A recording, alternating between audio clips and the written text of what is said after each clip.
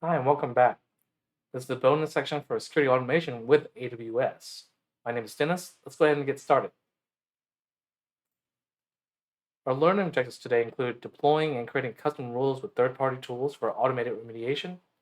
We'll also learn how to capture and acquire security evidence for different teams. So let's figure out auto remediation tools and rules. Well, there's a couple of tools that are available to us, AWS native and not so AWS native, such as the Cloud Custodian Suite. We'll look at both, and there's also commercial tools such as the Palo Alto Prisma Cloud and many others available to you. These are two common ones that you utilize and deploy yourself quite easily. First is AWS Config. It's native and it utilizes conformance packs and rules. It's not free and can get expensive. It's deployed per region, although you can utilize all regions, and allows for auto remediation of certain types of rules depending on what your rule type is. You can utilize a toolkit called RDK. So similar to CDK, you have RDK. I can get my pen here to work. And it looks like it's not going to work today, but that's okay. Utilize RDK for your items for creating custom development of rules to create the auto remediation that you're looking for. Notice that AWS config utilizes the Lambda functions when triggered by different rule sets. You can create these customizations almost like a SOAR or security organization and response platform. Now, Cloud Custodian is a free-to-use community-supported tool made by Capital One, which is an AWS customer. This allows you to create, similar to AWS config, check against policies, and run with ephemeral lambdas. So lambdas that are temporarily created and disappeared after each runtime. You can run the custodian inside a Docker container and then utilize scheduling to check against policies on one or more accounts. It includes integration with Security Hub as well. The best part about this is it supports multi-cloud vendors other than AWS. So if you want to secure with a open source solution with custom policies, and you want to scale faster and cheaper, maybe Cloud Custodian is for you and your stakeholders, especially if you're utilizing Azure, AWS, and Google Cloud Platform altogether. Also going to get into detective controls. So as we want to acquire evidence and other items, maybe you need to grab logs or additional info, VPC flow logs, perhaps CloudTrail logs, or you need to take an EBS snapshot of an EC2 image for the purposes of a digital forensics investigation. However, there are easy ways to collect additional details and provide it to your security team for additional artifacts and response and analysis capabilities.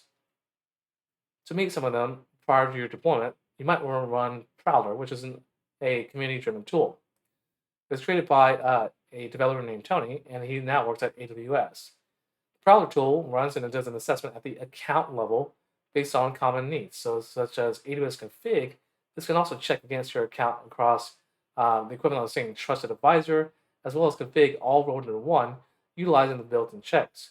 It includes CIS 20, now known as CIS 18, and HIPAA-based controls, and sometimes PCI controls. It's free to use, but make sure that you, depending on your throttling and where you run it, you could hit API throttling limit quotas. Make sure you raise those quotas or utilize a in-scope environment of your runtime. It'll create standardized reporting, graphical user interface, as well as the command line interface needed for your security teams to pass deployment. Now, another detective control is guard duty.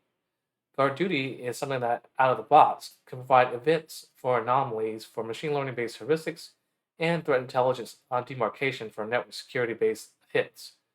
It updates itself utilizing the FireEye Eyesight Threat Intelligence Cloud as a partner with AWS. It will look at your VPC flow logs and make assertions based on anomalous activities such as spikes or potential command and control beaconing for a compromised host inside your VPC. It'll create an event and a finding and provide ability to send this to CloudWatch events or give you automatic email notifications, and best of all, can integrate with Security Hub, therefore making yourself that much more valuable, ingesting into perhaps Cloud Custodian for additional auto remediation policies and functions. Last but not least, we have AWS IAM Access Analyzer. Now, I want you to keep in mind that these are not just all the tools that are available to you. These are just a few of the tools that are available to you, but a combination of free and paid tools can get you to where you need in a very rapid manner. At the time of this recording, as well as the writing, the IAM Access Analyzer is fairly new. It's free to use, and it can create CloudWatch events for findings, including notifications. It does this based on cross-count aware rules, as well as other items for anomalies, such as coming in from a different IP address if your IP address from your home changed or geolocation changed. All this is included for free inside your IAM resources, which you can enable and use. All right, let's take a quick break and get to our demo. You can see the power of AWS config, conformance packs, and a sample cloud custodian rule case. Hi, and welcome back. I wanted to give you some insights into what this looks like. One is IAM Access Analyzer, which you can enable inside IAM analyzers under Access Reports. Create your first analyzer, and then click on the analyzer right here. It's currently active, and you can create additional rules and additional settings and reports depending on what you need. One of the most interesting concepts is to utilize CloudWatch events. CloudWatch events will take an IAM Access Analyzer rule and email you automatically. And again, this is all free. Let's go ahead and utilize our rules. Here, I created my own Access Analyzer finding rule and say all findings enable an SNS topic trigger, which will then match my rule and then send it to my SNS subscribed users for a PubSub. That's as simple as that for just basic detection. What about AWS config? We'll use config right now. And remember, config is not free, so if you want to enable it, be careful what you wish for here. If you enable this for the first time around, remember that we can have compliant rules and resources accordingly. And I've already enabled it, and I can create conformance packs and deploy conformance packs such as CIS benchmarks. Use templates, and you have some great utilizations here if you need to create and utilize specific security standards. I'm going to cancel this. If I go to my rules, not my aggregation rules, but my actual rules themselves, I can go to a rule that I've deployed, and I can make sure I have AWS user MFA enabled, and it'll do a check. I have nothing that's non-compliant. I can edit this rule and have it do a trigger every so often. Now, I don't have anything by default here that allows me to do automatic remediation, unfortunately. It just tells me if I have an MFA user enabled or not, including remediation action set. However, you can also do edit, and in the trigger here, you can remediate resources and do multiple things together based on your requirements. I'm going to go ahead and add a rule. And first things first, I'm going to make sure I start the recording. Recording is off, so if you want to disable and play with AWS yourself, you can always do your recording. I want to make sure I still have this S3 bucket because I've disabled it for a reason, because I didn't want to pay for it. In the config bucket, we'll make sure if you enable config for the first time, you'll have to create the default execution roles, including CloudTrail for reading. And I don't seem to have my config bucket anymore, which won't read anything new, which is fine. But just to show you what the requirements are, you can create new rules, not aggregated rules, but actually new rules. Create your own custom rule. Checks for aggregation S3. Manage rules will say rules not compliant are allowed by S3 Pocket. Oh, lots of cool stuff. So we're going to use encryption. We say this is not compliant enabled. And some of these, even though they're managed or and out of the box, may or may not have the ability to have automatic remediation in them. Once you click and deploy them, you can actually set the triggers and add your custom parameters for automatic items. You'll know when you'll have an ability to say when configuration changes, one when there's changes to the environment, such as an additional Lambda for auto remediation. Now this is kind of inflexible if you're looking for out-of-the-box capabilities. However, if you are great at creating Lambdas and other deployments, and you want to utilize AWS native items, doing this might be for you. You might also utilize the AWS RDK, automatic remediation example. One of my colleagues wrote this, Amal, and she has this great blog right here called How to Remediate Internet Export Ports via AWS Config and AWS Systems Manager. Follow through this blog and utilize our sample use case code to go ahead and trigger your own version of an auto remediation rule within the config service. The create remediation action requires you to create a document or some other lambda, depending on what your use case requirements are. I'll leave that for you to do on your own time. To enable guard duty, you can also look at guard duty. And again, this is an event-driven rule. First 30 days are free. However, you can set it up, and it's also got Security Hub and additional related services for integration here. Remember, this is at the network security layer and focuses on your VPC flow logs, which you will be charged for. Now, let's go ahead and look at Cloud Custodian. Now, you saw the Cloud Custodian before in your labs for AWS Foundations, and it's just a good reminder to show you one last time.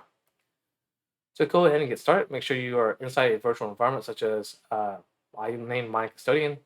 You do a pip install of C7N in your activated environment. This won't work for you in a non-virtualized environment. LS into that. And now let's go ahead and create our first policy. Before we do that, let's go ahead and look at our S3s. Again, I'm in US East 2, which is my default here. And, well, let's just say for the sake of creation here, my unencrypted bucket Chow. Block all public access, and no server-side encryption. Create the bucket. Now, this is actually a bad practice, obviously, but this is for the sake of the demonstration. September 1st, no bucket encryption. All right, we're good to go. Let's create our first policy. We'll use Notepad++.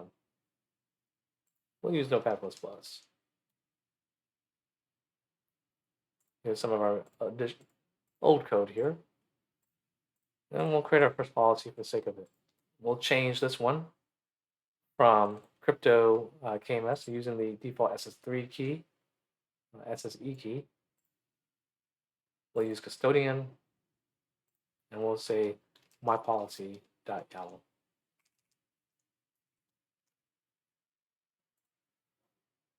We'll save this. Now we have our first policy based on a resource. Now, to understand where this is coming from, make sure you read the documentation, which I'm gathering right here. We want to remediate existing buckets, not just enable it on new buckets. Alrighty. Scan all keys in the bucket for unencrypted keys and default remediate them. I can do that, or I can remediate setting bucket encryption instead. Let's just do this instead. Remember that keys are different from the buckets themselves, and making sure that this scans at the key objects instead. So we'll use this. Set bucket encryption makes the most sense for us. All right, now that we have my policy, let's go ahead and test this. Well, let's do a dry run. So inside your activated virtual environment, you'll do a custodian validate mypol. And it says valid configuration. All right, so let's do a custodian run that tech dry run. And if you're wondering why this is not updated, I'll do an ls again. My policy is right here. Custodian run tech dry run. That's as out policy my policy YAML. The out provides you the output standard out of the output of the runtime in a separate folder called out.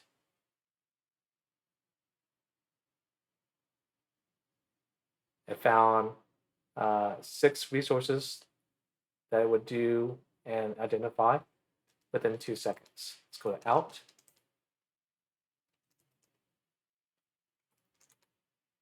And let's look at our run log. Same thing. And here are the resources identified as compliant or not compliant. Okay, cool. Well, let's go ahead and run our policy for real this time. Remember, this is based on your AWS config profile default, so make sure you're in the right region.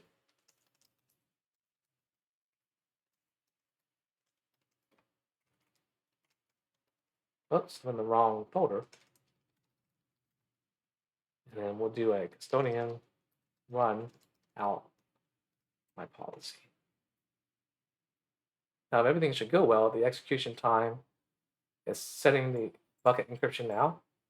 And we should go back into my my account here. Do a quick refresh. Not the one I'm looking for, but this one. I gotta stop clicking on things too fast. All right, my bucket properties. And my default encryption is now set to my SS3 master key, which it wasn't done before, all with a snap of a finger for completely free, creating interesting temporary lambdas. If you look at CloudTrail events,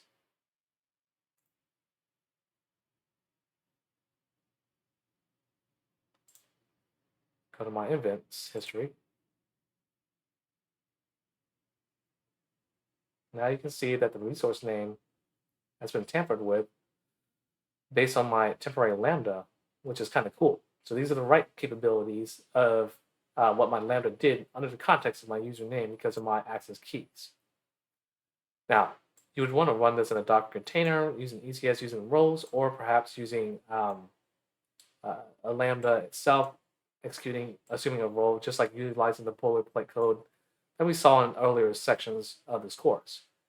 Once again, enjoy your lab. I hope you have a great time. And because it's the last portion of our lectures, we'll see you hopefully in a future course. Again, hopefully you enjoyed the other Foundations modules, as well as the AWS Cloud Academy modules and these bonus sections as well. My name is Dennis. Hope to see you again sometime shortly.